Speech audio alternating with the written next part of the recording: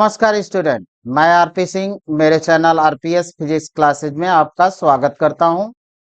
आज के सेशन में हम देखेंगे explanation of electromagnetic induction on the basis of Lorentz force, derivation of Faraday law. तो फैराडे लॉ क्या होता है, पहले हम वो देखते हैं और फैराडे लॉ को डिराइव करना हमको।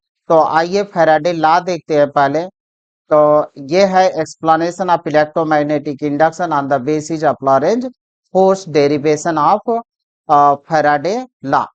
फैराडे लॉ क्या कहता है? When the magnetic flux through a circuit is changing, induced EMF is set up in the circuit whose magnitude is equal to the negative rate of change of magnetic flux, और इसका magnitude होता है E equal to -d∅B/dt। इसका हमको derivation करना है और derivation बहुत ही आसान है। तो आइए डेरिवेशन देखते हैं। और ये हमारे पास एक दो रेल्स मीन्स पटरियां, PQ और RS दो पटरियां हैं, रेल्स हैं, और इनको यूनिफॉर्म मैग्नेटिक फील्ड में प्लेन ऑफ द पेपर में रखा गया है। Plane of the paper in uniform magnetic field. जो हमारे PQ और RS दो रेल हैं, इनको यूनिफॉर्म मैग्नेटिक फील्ड में रखा गया, और इसके जो एंड है P और R, उसको एक बैटरी के थ्रू कनेक्ट किया गया है।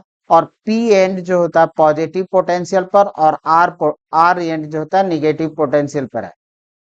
और इन रेल्स के ऊपर हमारे एक जो होता है यल लेंथ का, या ये कह दें कि इन पटरियों के बीच का जो सेपरेशन है वो यल लेंथ का है, और इनके ऊपर एक कंडक्टिंग रॉड Mn रखा गया है। अब जब हम इस बैटरी के थ्रू इसमें करंट फ्लो कराते हैं, तो करंट हमारी E से P की तरफ आती है, यानी पॉजिटिव एंड से निकलेगी, P एंड पर आती है, और P एंड से M पर आती है, और यहाँ से इसको एक क्लोज लूप मिल जाता है, और फिर M से N के तरफ, N से R, और R से फिर E के निगेटिव टर्मिनल में इंटर कर जाता है। तो जो हमारी कंडक्टिंग रॉड है वो इस तरह से रखी गई है PQ और RS रेल्स के ऊपर, कि विदाउट फ्रिक्शन, बिना फ्रिक्शन के ये जो होता है कि इस रॉड पर मूव कर सकती है। तो इसको जब इसमें करंट फ्लो हुआ, और Mn रॉड भी मैग्नेटिक फील्ड में है, तो मैग्नेटिक फील्ड में करंट कैरिंग कंडक्टर को एक्सपीरियंस फोर्स, तो एक्सपीरियंस फोर्स करता है, और उस फोर्स को हम लोग बोलते हैं लॉरेंज फोर्स। तो ये लॉरेंज फोर्स है, और रेल इस पर लगेगा लॉरेंज फोर्स। और Lorentz force according to Fleming left hand rule, Fleming के लेफ्ट हैंड रूल से इस फोर्स का डायरेक्शन जो होगा राइट की तरफ होगा, यानी जो हमारी रॉड है उसके राइट की तरफ होगा। अब आप खुद लगाएं। और जब हमने फ्लेमिंग लेफ्ट रूल को डिस्कस किया था, तो उसमें एक लर्न करने का कॉन्सेप्ट बताया था, FBI, federal bureau of investigation, America की एक गुप्तचर एजेंसी है, उस एजेंसी से कनेक्ट करें इसको, FBI। तो यानी कि अगर हमारी ये फिंगर है जिसको फोर फिंगर कहते हैं, four finger point in the direction of magnetic field, और ये फिंगर जो मिडल फिंगर है point in the direction of current के डायरेक्शन में, तो thumb represent the direction of magnetic force. अब यहाँ पे देखें, एक्चुअल में ये मेरा लेफ्ट ही है। इस इमेज में जो हमारा वेब कैम है हमको उल्टा करके दिखलाता है, तो आप अन्यथा नहीं लेंगे। ये मेरा लेफ्ट हैंड है, और आप खुद अपने लेफ्ट हैंड को मैग्नेटिक फील्ड के डायरेक्शन, मैग्नेटिक फील्ड ऐसी है हमारी, इस डायरेक्शन में हम मैग्नेटिक फील्ड के डायरेक्शन में इसको रखें, और ये करंट M से N के तरफ करंट का डायरेक्शन है, तो ये जो थंब है वो राइट की तरफ है, तो राइट की तरफ ये जा रहा है, तो जो फोर्स का डायरेक्शन होगा राइट की तरफ होगा। और इस फोर्स के कारण जो Mn रॉड है वो डिस्प्लेस dx डिस्टेंस डिस्प्लेस होकर N डैश पोजीशन में आ जाती है। तो यहाँ पे फ्लक्स चेंजिंग होती है, और फ्लक्स चेंजिंग के कारण EMF इंड्यूस हो जाता है, और वो EMF कितना होगा according to Faraday law, delta phi B upon delta T, और इसी को हम लोग लिखते हैं minus D phi B upon D T. इसको हम लोग को डिराइव करना है, तो हमने सारे कॉन्सेप्ट बता दिए। अब इसका हम लोग कुछ लिख लेते हैं। Suppose P Q and R S two conducting rails parallel to each other placed L distance in plane of paper. Plane of the paper में ये रखे गए हैं। अब इसको हम कहें M N is conducting rod placed on the rails which move without friction. बिना फ्रिक्शन के एम एन हमारा इस रेल्स के ऊपर क्या कर सकता है, जा सकता है, आगे पीछे जा सकता है, मूव कर सकता है। अब इसी को कि when I current flow in rod M N which is placed in a uniform magnetic field, Lorentz force act on conducting rod. तो इस पर लॉरेंज फोर्स एक्ट करता है, और वो लॉरेंज फोर्स होता है F equal to I L cross B. अब इसका अगर मैग्नीट्यूड की बात करें तो ये होगा आई एल बी साइन 90।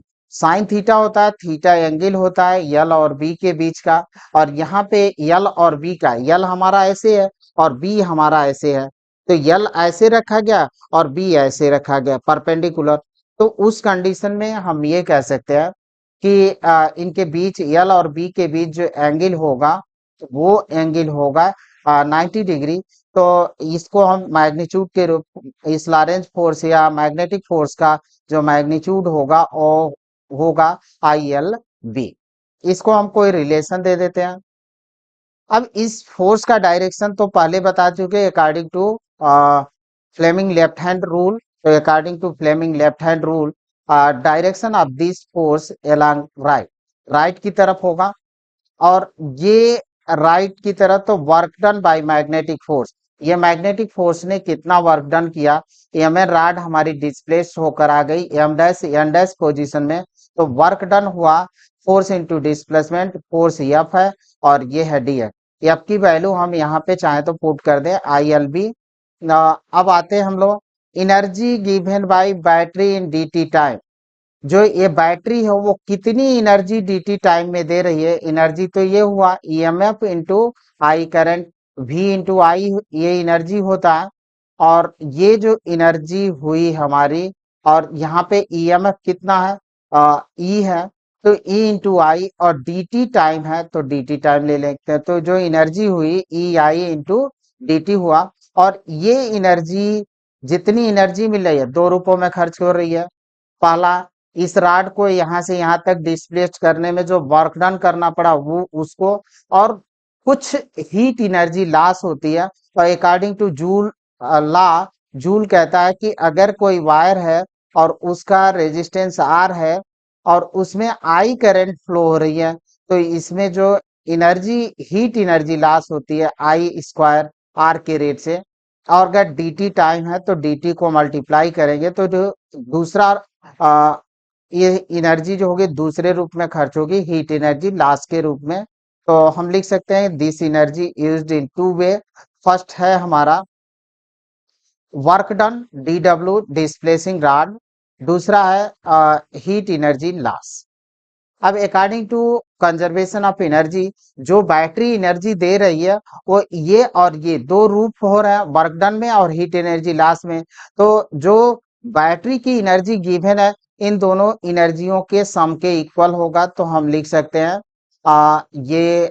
इतना लिखें कि E I D T equal to D W I plus I square R into D T. D W की वैल्यू है I L B D X plus I square R into D T. अब यहाँ से आई D T हम दोनों तरफ both side divide कर देते हैं, तो हमको मिलेगा E equal to L B D X upon D T plus I R. अब यहाँ से हमको आई की वैल्यू फाइंड करनी है, तो इस पूरे टर्म को इस तरफ लाए तो E minus L B D X upon D T, और आर को डिवाइड कर देंगे तो आई की वैल्यू निकलेगी E minus L B D X upon D T upon R. इसको हम कोई रिलेशन दे दिए फर्स्ट। अब आते हैं ये हमको मिल चुका है। अब if induce EMF in circuit is E, then the net EMF in circuit, ये सर्किट है। If induce EMF in circuit is E, अगर जो ईएमएफ इंड्यूस हो रहा है बैटरी की तो है ही है, बैटरी की ई है, और जो इंड्यूस हुआ फ्लक्स चेंजिंग के कारण उसको लिखा है स्मॉल, तो नेट ईएमएफ जो होगा कोई ई प्लस ई होगा इन द सर्किट। अब करंट जो हम लोगों ने थर्ड चैप्टर में पढ़ा था, आई इक्वल टू होता है net EMF, net EMF upon total resistance, total resistance होता है। तो हम टोटल रेजिस्टेंस ले लें तो डिवाइड कर दें तो हमको मिलेगा I equal to E plus E upon are.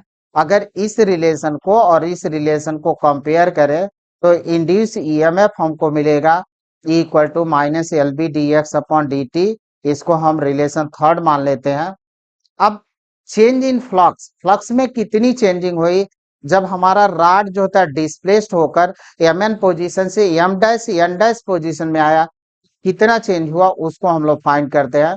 तो चेंजिंग इन फ्लक्स, फ्लक्स मतलब ये एम एन हमारा कहाँ पे आ गया, M N M dash N dash position में आया, तो फ्लक्स में कितनी चेंजिंग हुई वो हम लिखेंगे D five B equal to B L D F.